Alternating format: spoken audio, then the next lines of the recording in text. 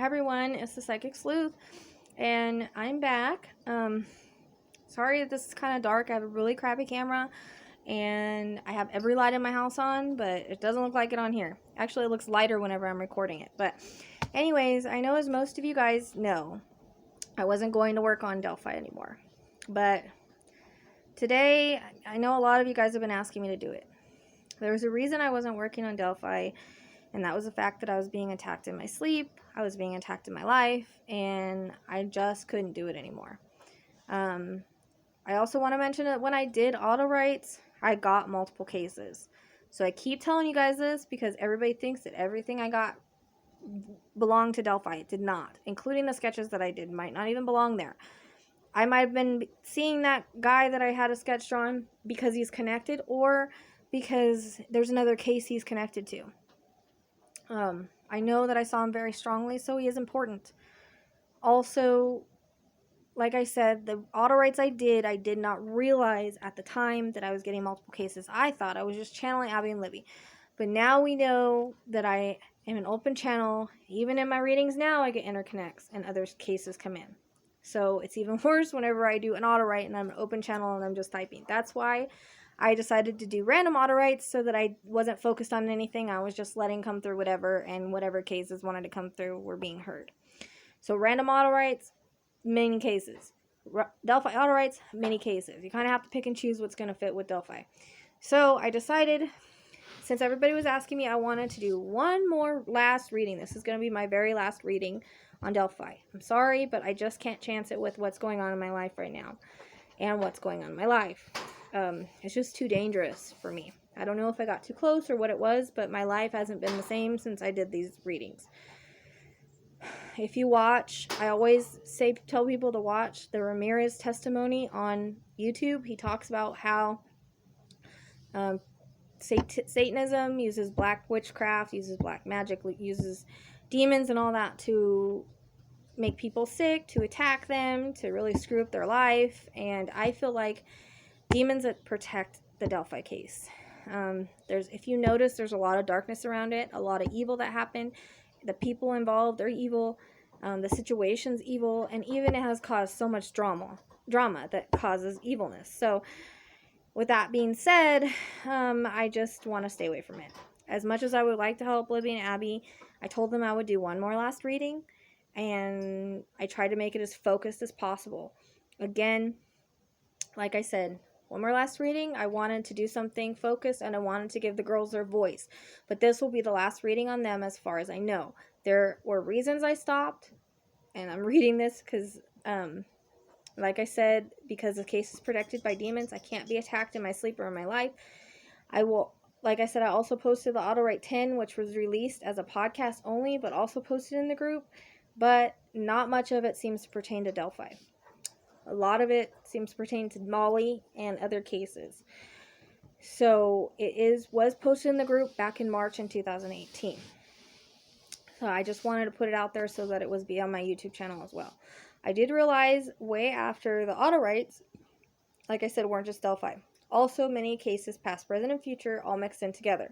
So not all these auto writes are going to fit Delphi. As I've tried to explain a lot since I found out, this reading I did was very focused. However, some names and stuff may not fit, but remember, names can be first, middle, last, nicknames, or connections, even related businesses or streets, so keep that in mind.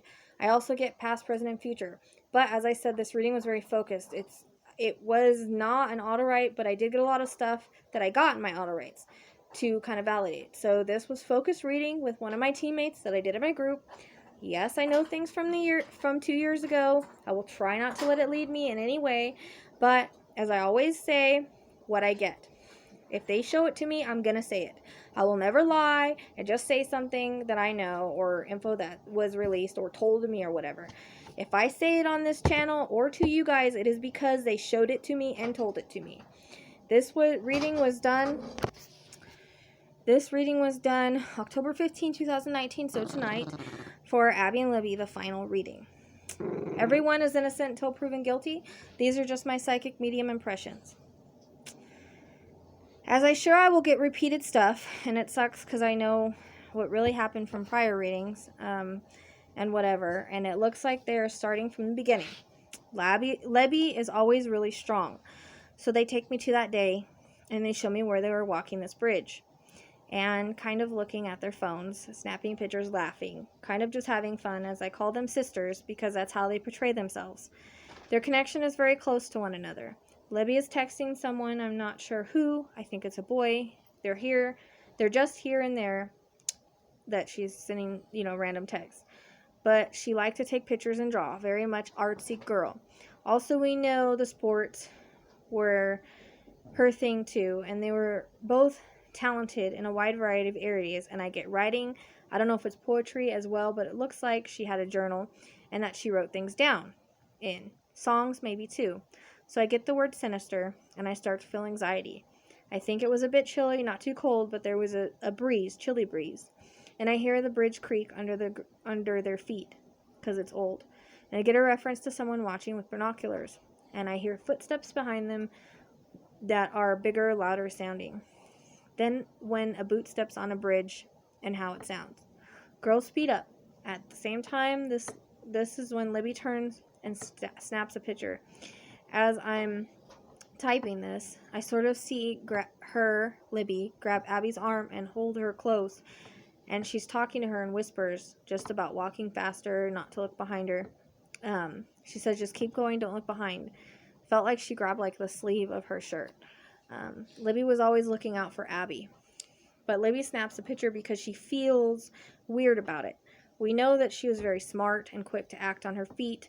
She wanted to go into some type of law enforcement, so that mentality I get reference to shows that she watched.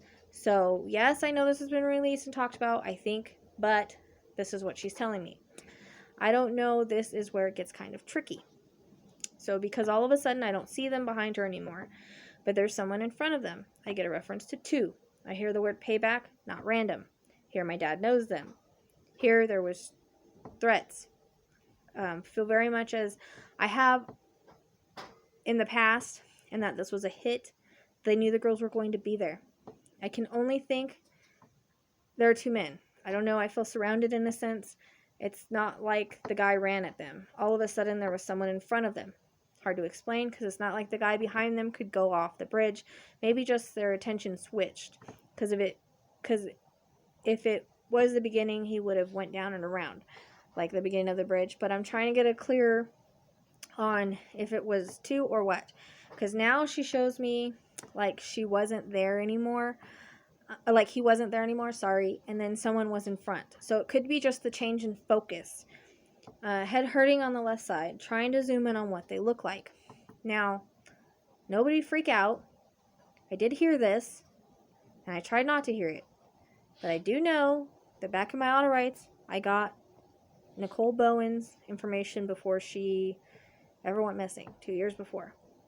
I've also since then done a channel on her that I have been validated by family members that is accurate. So, I do know that there's a connection to this guy to Libby's dad. I also know there's a connection to him kind of being upset over something. So, I try not to let it lead me, and I kept asking the girls if it was right. They kept saying it was. So, I did hear Kurt's. And as I'm typing this, I'm starting to wonder if there was 3. Because I kept seeing a curly brown hair, kind of like the sketch. I just kept seeing it. And I kept saying, no, no, no. But this was as I was typing things up, not during the reading. So it was interesting. But just have to say, it kept coming in as I was typing it. So there's possibly 2, maybe 3 men. Because I was seeing 3 different guys. So during the reading was 2, but they're now showing me this curly brown hair. It's a lighter color brown. He feels like an off kind of person. Some kind of kin to the older male. Like brother, nephew, somebody like that. Or son, nephew, someone like that. Just feel like the man on the bridge does not match who I'm seeing now. So 3 different people was what I was being shown. Meaning more than one person. A younger male that honestly looks like Kurt's. A reference to drugs and money owed and snitching. A link back to Gabriel for some reason. Whether it's by association or what. I get a reference to boots with ridges and jeans. All of them kind of wearing the same thing. Or should I say... Yeah, all of them wearing similar clothes or the same thing. Because as I'm typing, I see that it's meticulously planned. I get a reference to dark eyes, brown, almost black. A reference to lighter eyes, and they're wearing hats pulled down to sort of cover their face. I get a reference to him being dressed the same or similar. Sorry, you said that again. It came in twice. Reference to knee injury in the older male, and I get the word surrounded. Get a reference to one popping up in front of the girls saying, "Hey, I'm wondering if the curly-haired male is a lookout, as I didn't see him with the two later on or going down the hill. This is the only time I saw him." Again, feels kinship to the older male. Like I said, a brother, a son. I think it's like an older son or someone that's like a son to him. Because the connection or how they connect would come in. Just like I say, Abby and Libby are like kind of connect like sisters. This could be someone that connects like to a son to him, or feels like a son to him. Libby and Abby are sort of frozen as they don't know what to do. I feel a presence step behind them, and this is the man has a knife. I get a reference to a gun too, so I don't know if they were just carrying it or it was used to control by one of the other men. Off to my left, there's a little trail, sort of steep. I get a reference to walking down sideways and dirt falling. The younger man is in front, the older man behind them, so they are in between the two. "Follow us and we won't hurt you," they say.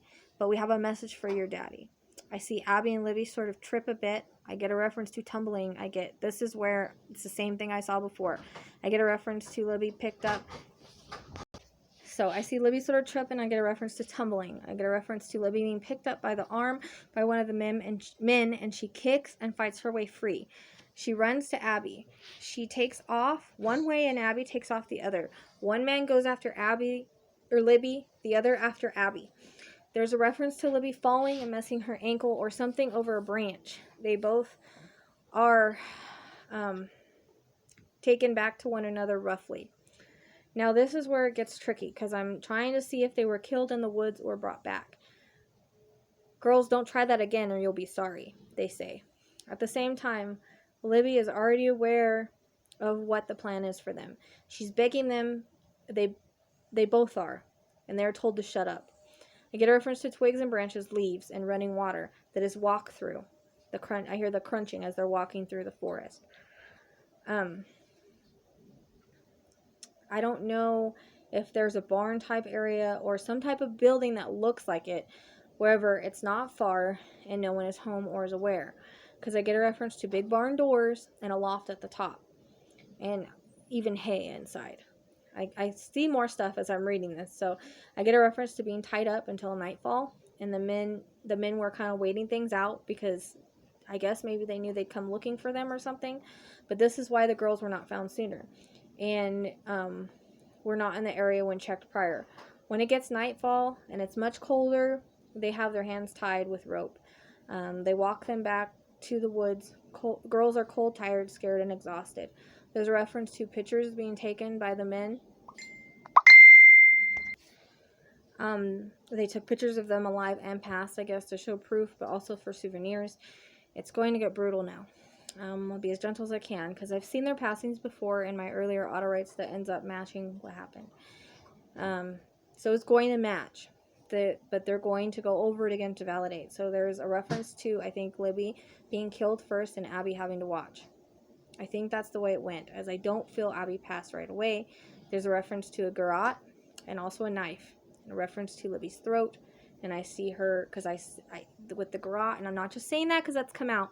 I see him kind of putting it around his hand like this, okay, grabbing each end and putting it around his hand, and I'm seeing that as I'm reading this to you guys. I keep getting more as I'm reading it, more visuals, so I see it kind of going around his hand and it tightening it, and then coming up behind her. So, and then there's a reference to a knife, so then there's a reference to, like I said, Libby's throat. I see her against a tree. There's a reference to Abby and her heart and a knife. And then there's that stabbing up and down motion that I got before. I hear her gurgling, and blood fills up in her throat, and it's cold. And I kind of see like her head kind of move over, and she's just looking. I don't know. Okay, so I feel that the girls are close to one another as Abby is dragged over by Libby or put over by Libby. This was a message. This was payback and a message. Both have killed before, so this is why I consider them serial killers. And I know they will kill again, would kill again, because the girls are a mess to clean up, and they were told. Both seem to have brown tint to hair and on the longer side. The older man is darker brown, like regular brown, and looks like the younger is a reddish brown color. My keyboard was messing up at this time, and the girls had issues with their phones. The older man has wider shoulders, maybe about 240. I'm not that great at weight. And height was 5'10". I'm getting around 5'10". I'm getting chills in my head at this time. Girls are very strong. Finally happy that it's all being clear. I get a reference to the drug trade and family member pissing them off. I also get higher people in pockets of the people behind this. I get a reference to this being a strong message to Derek, and Derek knows he got the message. I really think Kurtz is the younger man because I keep getting a reference to him. The more I try to see about the younger man, the more I see him and the reference to Bowens. I think Nicole knew.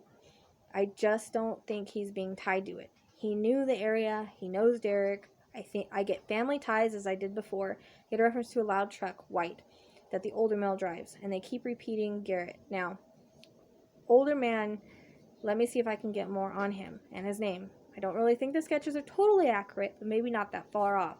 I get a reference to horses again, like someone works around horses. Interesting, because that would connect Kurtz and his dad. I get a reference to the name Charlie or Charles, sharp pain in my chest. That name has come through a lot in the past as well. There's a name like Hornsby, Hornsby, or Hornsbee. Hornsby, something like that. I get like the dirty work, and also a reference to both just doing black magic, just evil stuff. There's a reference again to Kurtz licking a knife with a blood on it, like I saw with Nicole, the satanic thing. I saw that in her auto-write in the group. Not sure I want to release it. It's pretty brutal.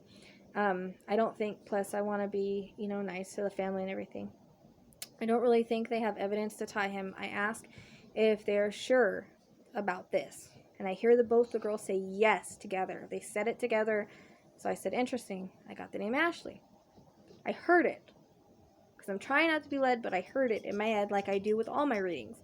So we know that that's Kurt's girlfriend name, but I heard it loud and clear. They gave me the initials GK. They just kept throwing it at me, and I just kept seeing it. So I also get a reference to carving in a tree. I don't know if that's his initials or what in the tree, but I'm trying to get more on this other psycho, trying to get more on the guys and their names at this time. I get a reference to a slaughterhouse, but I don't know if that's just because it's close by or someone that slaughters, or he may work on a farm or something like that. Or it's just kind of like a symbolic thing. There's a reference to the name Todd. I've gotten that before in one of my pull and randoms list. The more I try to get names, the more I can pull in other cases. So I try not to do that. Like if I try too hard to do that, I don't know if this is going to connect. It may be a connection or something, but the name's Samantha. Okay, the older guy, I see him with a toothpick in his mouth. Voice has an older twang. His face is sinister looking. He's a cleaner, a hitman, whatever you want to call him. I can kind of see him very clearly, but at the same time, he's hard to describe. This is why I fear like it might not get solved in a way this was a hit. There's a reference to a ring again, or that he or someone connected to wears on his left hand. I think it's bigger, and there's a bigger watch, which I've seen before. I get a reference to one of the girls' earrings for some reason. Him cutting off a piece of hair, keeping it as trophies. I've gotten that before. Then he holds in some sort of briefcase or lockbox. Just doing his job, not even a flinch, no remorse, kind of teaching Kurtz, or kind of teaching people. I keep doubting, I keep doubting that, because it's just like, what? Like, this is what I thought the whole